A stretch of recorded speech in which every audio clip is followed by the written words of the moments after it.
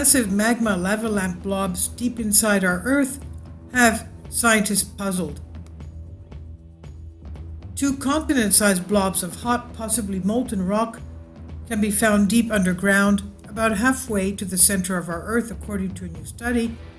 And these curious structures, each of which is so large it would be about 100 times taller than Mount Everest, could be made up of materials that may shed light on how the Earth formed. This is what the researchers are saying. One of the blobs is located under the Pacific Ocean, and the other can be found beneath the Atlantic. These underground structures start where the Earth's mantle meets the core, but they send plumes up through the rock like a lava lamp, the researcher said.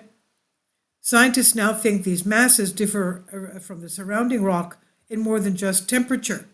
They're also compositionally distinct, meaning they could contain materials not typically found in the rest of the Earth's mantle. Yet even some of the most basic information about these blobs is still a mystery.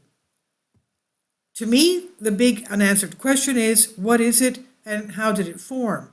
This is what the paper's lead author, Edward Garnero, professor in the School of Earth and Space Exploration at Arizona State University, says. Scientists have observed these blobs for decades by monitoring seismic activity in the two regions, Pacific and Atlantic. Different types of seismic waves travel at different speeds, depending on the type of rock the blobs are moving through. And by comparing the timing and delay of signals from multiple locations, seismologists can build models of what's going on in the Earth's interior. The blobs are characterized by slower wave speeds, which suggests they are different temperature from the rest of the Earth's mantle, the researcher said.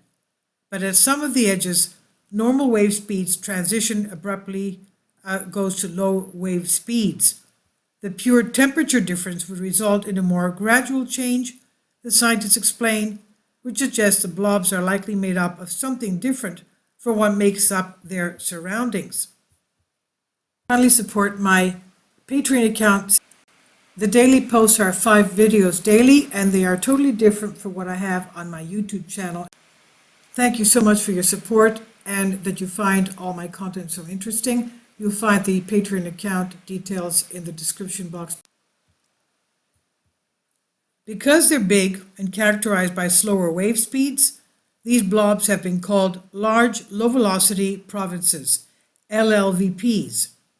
And when the speed of one type of wave, a shear wave, is even slower than what would be expected, scientists call the areas large low shear velocity provinces, LLSVPs. But beyond that, not much is known about the origin or composition of these strange rocky blobs.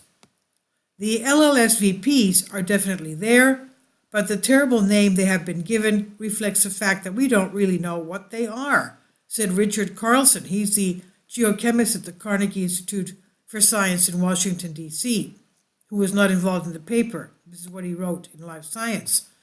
The lava lamp comparison is appropriate, except when this lava lamp blob reaches the top, it spills or explodes out of the Earth's surface, Garnero said. If a especially large superplume of magma from one of these blobs were to make it to the surface, it would result in massive eruptions where the lava will come out for millions of years at a time. There isn't much cause for alarm, though. The next one could be on its way, he said, but it could be a million years away, said Garnero. Scientists are not sure if these blobs are made of material from the Earth's crust or if the chemical difference dates back to the Earth's formation.